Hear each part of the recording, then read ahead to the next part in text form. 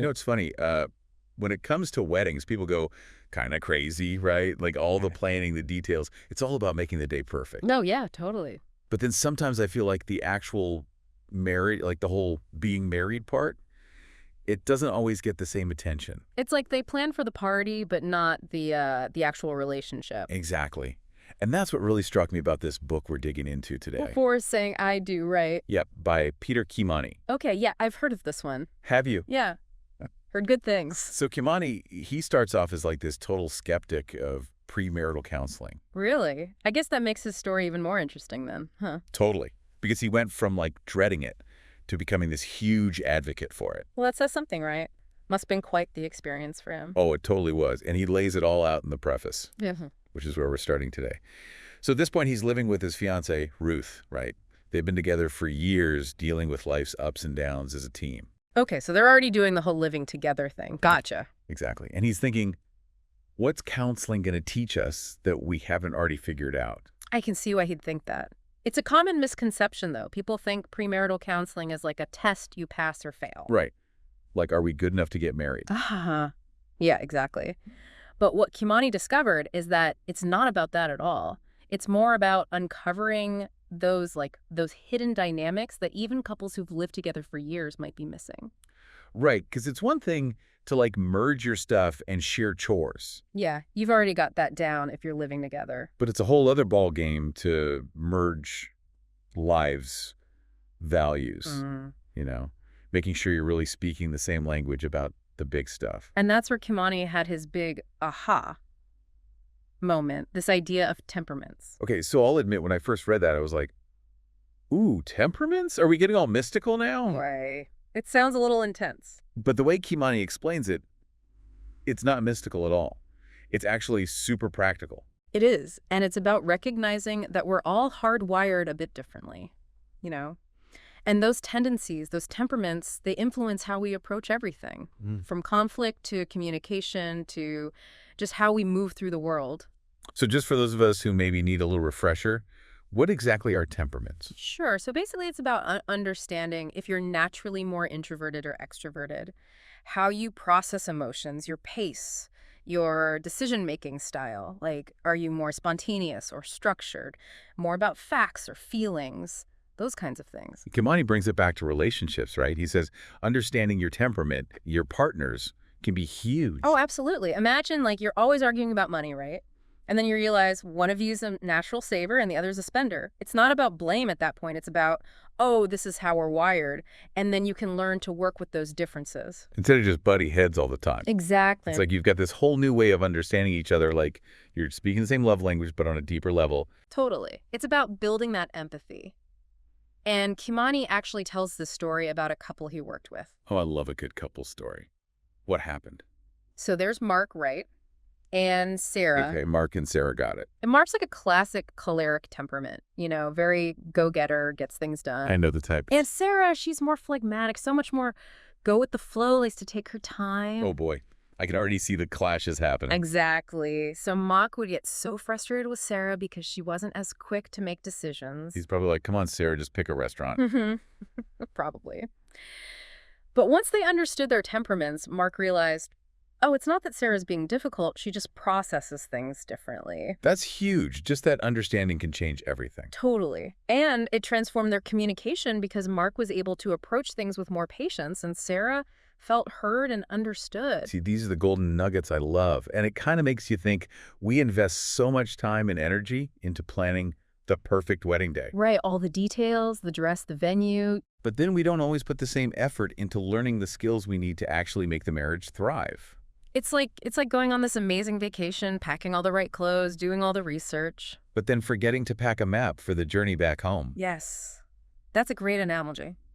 And Kimani talks about this. He says most people wouldn't expect to master a complex skill without practice, right? Like playing an instrument or speaking another language. Exactly. But then they approach marriage with this idea that it should just work out naturally. Without any real effort or learning curve. Yeah, and that's where his idea of refresher courses for marriage comes in. I love that. Tell me more about these refresher courses. So just like our cars need tune-ups, right?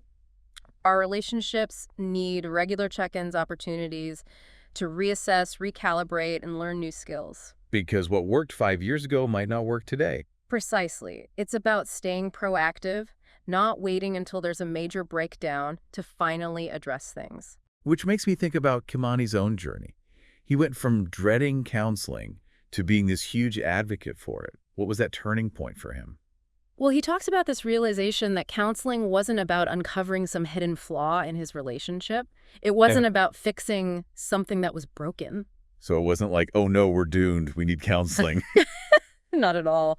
He realized it was about equipping himself and Ruth with the tools to navigate the challenges that come with any long-term commitment. So it's more like, hey, we're doing okay, but let's learn how to do even better. Exactly. It's not about avoiding problems altogether. It's about learning how to navigate them in a healthy way as a team. Which feels way more empowering, right? It takes the pressure off. Totally, because it shifts the focus from needing to be perfect to embracing the process of growth and learning together. Which I love. And speaking of learning, one of the things I found so unique about Kimani's book is that he doesn't just share his own experience.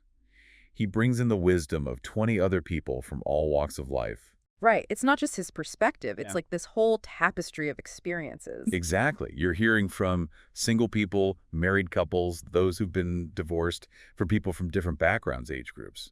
It's amazing. And it reinforces this idea that there's no one-size-fits-all approach to relationships. Like what works for one couple might not work for another. Exactly. And that's what makes it so valuable. It's not about finding the right answers. It's about finding what works for you and your partner and being open to that journey of discovery together. It's like he's saying, hey, relationships are a journey, not a destination. Right. You're always learning and growing as individuals and as a couple. And I think embracing that mindset is what keeps things interesting. Mm-hmm. Remember that statistic we talked about? About how many couples don't discuss key issues before tying the knot. Oh, yeah, that was a big one. Kimani doesn't shy away from that at all. He's like, look, people avoid these tough conversations thinking it'll all magically work itself out. Oh, yeah, the old love conquers all approach. Right. But as he learned firsthand, that's not always the case. And that's where having those tools, those frameworks, like understanding temperaments or even just having a shared language for communication can make all the difference. So it's not about never disagreeing. It's about knowing how to navigate those disagreements constructively. Exactly. So maybe it's less about happily ever after and more about happily ever growing. I like that. Because growth, even when it's challenging, can actually bring you closer. It's like those couples who've been together for decades and they still seem so connected. And you just know they've been through a lot together. And that brings us back to those 20 individuals Kimani features in his book. Their stories combined with his own experience. It creates this really hopeful and inspiring feeling. Absolutely. It's like he's saying, look, no relationship is perfect, but there are tools and strategies that can help you build something strong and meaningful. And that's empowering for the listener, you know. It takes the pressure off this idea of needing to have all the answers right away. Right. Instead, it's like, hey, let's approach this with curiosity and compassion and a willingness to learn together. Which I love. And it really resonated with me how Kimani doesn't present himself as this all-knowing guru. Yeah, he's very down to earth. Yeah, he's incredibly open about his own struggles and what he's learned along the way, which I think makes his insights that much more powerful. Oh, absolutely. When you know someone's been there, it makes you want to listen. Exactly. And it makes me think about that question we always ask at the end of our deep dives. Yes, the question that keeps our listeners pondering. Exactly. So if you could ask Peter, Kimani, and Dee, those 20 individuals, just one question about building a strong and lasting relationship, what would it be? Oh, that's a tough one. I think I'd ask them, what's the one thing you wish you'd known about yourself before embarking on your relationship journey? Ooh, that is a powerful question because it really speaks to the importance of self-awareness as a foundation for any relationship. Right. If you understand yourself, your needs, your triggers, your strengths, you're so much better equipped to show up authentically in your relationships. And to communicate your needs, effectively set healthy boundaries, navigate challenges with more understanding and empathy. So it's not just about finding the right partner, it's about becoming the right partner. Exactly. And that journey of self-discovery, that commitment to personal growth, is what allows us to create relationships that are both fulfilling and enduring. You know, every time we do one of these deep dives, I'm reminded of how much there is to learn about even the most familiar topics. It's amazing, isn't it? It really is. And this exploration of Peter Kimani's work has been no exception. So many great insights, both practical and thought-provoking. And As always, we want to hear from you, our listeners. What resonated with you most from this deep dive? What questions or reflections came up for you? Yeah, let's keep this conversation going. Head over to our forum and share your thoughts. We'd love to hear from you.